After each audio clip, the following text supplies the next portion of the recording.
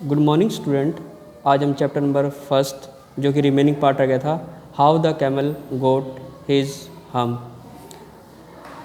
Eight that very moment the in charge of all desert the djinn came there.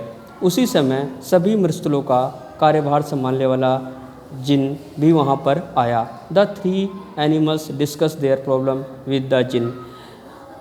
तीनों जानवरों ने जिन से अपनी अपनी समस्याओं का विचार विमर्श किया। उन after listening to their complaints the jinn went to the camel. उनकी समस्याओं को सुनने के बाद जिन ऊँट के पास गया। He told the camel that due to his idleness the three had to work extra on Monday but the jinn also got the same reply as other hum. उसने ऊँट को बताया कि तुम्हारे आलस्य के कारण उन तीनों को सोमवार को अतिरिक्त कार्य करना पड़ा।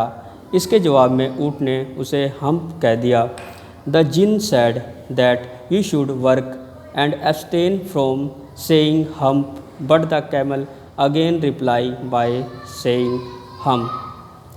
जिन ने उसे कहा तुम्हें कार्य करना चाहिए और हम कहने से अपने आप को रोकना चाहिए, परंतु ऊँट ने फिर से हम कह दिया।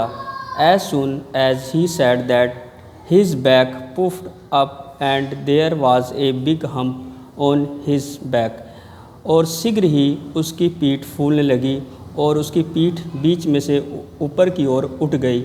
The djinn told the camel that due to his own laziness and idleness he had brought this hump on his back. जिन ने उसे बताया ये उसके खाली रहने के कारण और उसके आलस्य के कारण उसकी पीठ बीच में से ऊपर की ओर उठ गई है। For the last 3 days the camel had not work. 3 दिनों से ऊँट ने कोई भी कार्य नहीं किया था।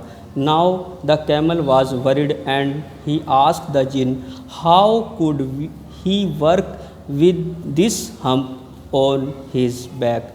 अब कैमल जो ऊँट है वो बहुत चिंतित है और जिनसे पूछता है कि इस उठी हुई पीठ को लेकर वो कार्य कैसे कर पाएगा।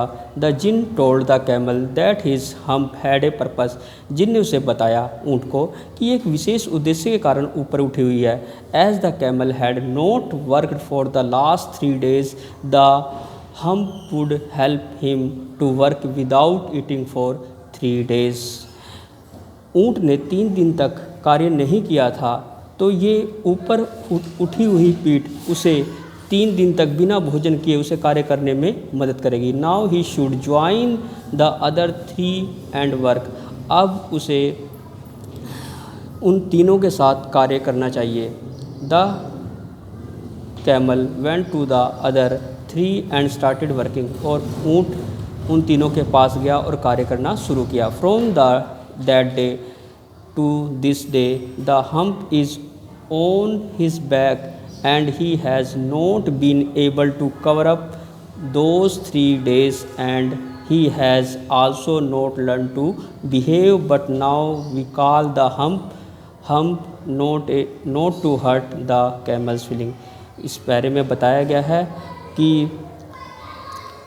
उस दिन से लेके आज तक वो उस जो पीठ उसके ऊपर जो कुबड़ निकला है वो पिछले 3 दिनों के कार्य को अभी तक भी कवर नहीं कर पाया, ना ही उसने रहना सीखा है। लेकिन ऊँट की भावनाओं को ठेस न पहुँचे इसलिए हम हम्प की जगह उसे हम्प कहना कहेंगे। Thank you.